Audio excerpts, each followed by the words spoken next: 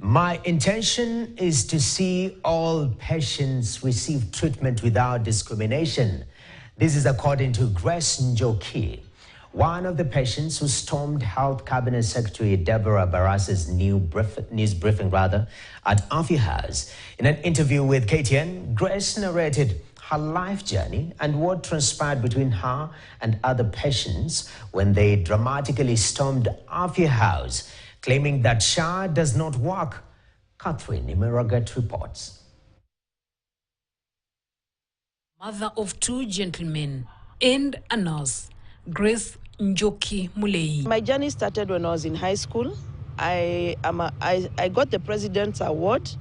I used to volunteer to go to hospitals to take care of patients. Her life journey was well until 2019 when things completely changed. She traveled to India for medication. And when she was still there, things continued to become worse. My journey started when my father got sick and I watched him dying. Then from there, my mother fell in the bathroom and she got a hip fracture. She was operated, but it didn't take. By that time, I was having severe chest pains and I was also admitted.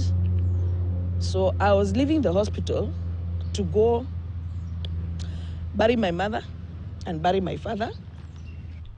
Grace Mulei is one of the patients who stormed Health Cabinet Secretary Deborah Barassa's news briefing at Amphi House some weeks ago and later arrested by about 15 police officers at Ladnan Hospital in Nairobi, where she had gone to seek medical attention. I've decided to come and help her. And also me, myself, I'm sick. We also have other patients. There are people who could not walk. We have walked all the way from Kenyatta Hospital.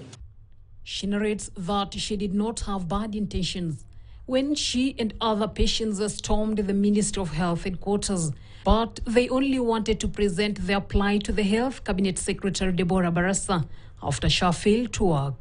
If I had found the CS, I would have addressed her. She was not there. I just found I needed to ask for help. And that is what I needed to do. And when I had gone to all those offices, I had gotten no help. I had tried to reach to them. I did not manage to reach to anyone. I walked up and down to all those offices. I got no help. I am not a politician. All those people who know me, I am just asking for patience, the SHA to work. However, the Ministry of Health has announced it will withdraw trespass charges against Grace Mulei. We are going to withdraw the case.